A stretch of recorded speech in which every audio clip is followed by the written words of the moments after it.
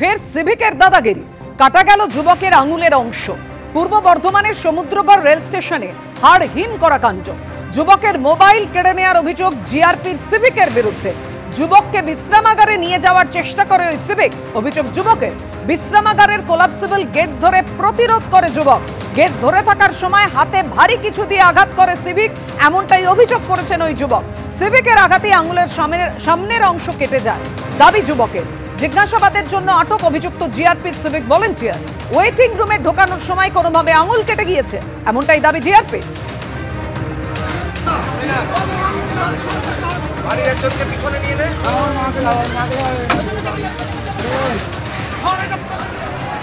যাবো বলে বসেছিলাম, ফোন কাটছিলাম, ট্রেন আসতে লেট হবে বলে ভিডিও দেখছিলাম। এমনি এসডিকে ফোনটা আমার হাত থেকে নিয়ে নিয়েছে জিআরপিতে। কজন ছিল?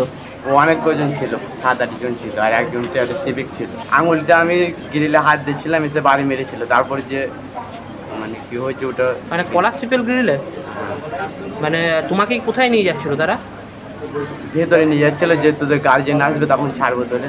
এইখানে বসেই তিনি মোবাইল দেখছিলেন এবং সেই সময় কয়েকজন জিআরপি অফিসার এবং সিভিক ভলান্টিয়ার তারা তার কাছে আসে এবং তার কাছ থেকে মোবাইল ফোনটি কেড়ে নিতে চায় এবং মোবাইল ফোন দেখার জন্য তার কাছ থেকে সেটি কেড়ে নেয় এবং তাকে এই যে পাশেই দেখতে পাচ্ছি যে ওয়েটিং রুম, আর সেখানেই তাকে ঢুকিয়ে আটক করে রাখার চেষ্টা করা হচ্ছিল। এটাই কিন্তু আব্দুলের কথা এবং আব্দুলের দাবি অনুযায়ী এই যে ক্লবসবল গেট, এই গেটে তার আঙুল আটকে যায় এবং সেই সময় তার যেটা অভিযোগ যে আঙুলে আঘাত করা হয় এবং আঘাত করার ফলে আঙুলের একটা অংশ নিচে পড়ে যায় এবং তারপরে তাকে কিন্তু এর ভেতরেই রেখে দেওয়া হয়। এই যে আমরা দেখতে পাচ্ছি এখানে ওয়েটিং রুম। কেন মোবাইল দেখছে, এটাই ছিল তার অপরাধ এবং সেই অপরাধের জন্যই তাকে মারধর করা হয়েছে এমন অভিযোগ যে তার ডান হাতের একটি আঙুলের একটি অংশ কেটে যায়। জিআরপির পক্ষ থেকে বলা হচ্ছে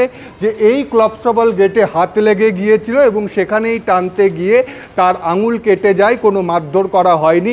তবে অভিযোগ যখন উঠছে তখন তদন্ত হবে, সেই আশ্বাসও দেওয়া হয়েছে। রানা দাস, এবিপি আনন্দ, পূর্ব বর্ধমান। মাঝে আর একটা দিন, তারপরেই 21শে জুলাই তৃণমূলের মহাসমাবেশ। আর ইতিমধ্যেই এই 21শে জুলাই এর প্রেক্ষাপটে কড়া নির্দেশ দিয়েছে হাইকোর্ট। যানজট নিয়ে হাইকোর্ট প্রশ্ন তোলার পরই এবার পথে নামলো পুলিশ। কলকাতার বিভিন্ন জায়গায় পরিদর্শন করলেন পুলিশ কমিশনার মনোজ বর্মা। গড়িয়ার ঢালাই ব্রিজ এবং জোকা পরিদর্শন করেন পুলিশ কমিশনার। আদালতের নির্দেশ মেনে যান চলাচল স্বাভাবিক রাখতে নির্দেশ দেওয়া হয়েছে। পুলিশের তরফে 3টি হেল্পলাইন নাম্বার চালু করা হয়েছে। কেউ সমস্যায় পড়ে ফোন করলে সাহায্য করবে পুলিশ, জানিয়েছেন পুলিশ কমিশনার।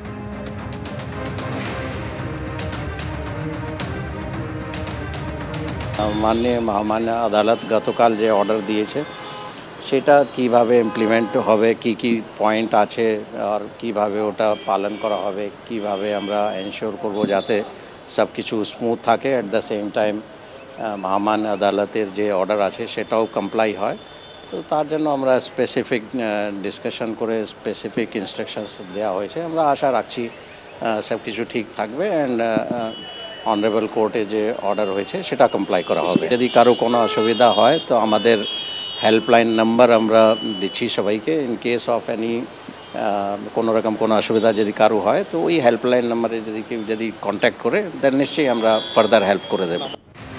আগামী 21শে জুলাই তৃণমূলের মহাসমাবেশের দিন শহর জুড়ে যানজট নিয়ে প্রথমে হাইকোর্ট কড়া প্রশ্ন তোলে এবং তারপর একাধিক নির্দেশও দেওয়া হয়েছে আদালতের পক্ষ থেকে। আর তারপরই পথে নেমেছে পুলিশ। কলকাতা পুলিশ কমিশনার তিনি আজ রাজপথে এবং বিভিন্ন জায়গা তিনি পরিদর্শন করছেন, বিভিন্ন ট্রাফিক গার্ড দেখতেই পাচ্ছি আমরা। ইতিমধ্যেই তিনি ঠাকুরপুকুর ট্রাফিক গার্ডের অধীনস্থ জোকার মোড়ের কাছে তিনি এসছেন এবং পাশেই ডায়মন্ড হারবার পুলিশ জেলা রয়েছে, পাশাপাশি তিনি বারুইপুর পুলিশ জেলা এবং গড়িয়া ট্রাফিক গার্ডের যে সংযোগস্থল সেখানেও গিয়েছিলেন। এবং সিপির কথায় যেটা স্পষ্ট, পুলিশ কমিশনার যেটা বলছেন যে 21শে জুলাইয়ে কলকাতা হাইকোর্টের যে নির্দেশ, সেই নির্দেশকে মান্যতা দিয়ে কলকাতা পুলিশ সর্বতোভাবে প্রস্তুত।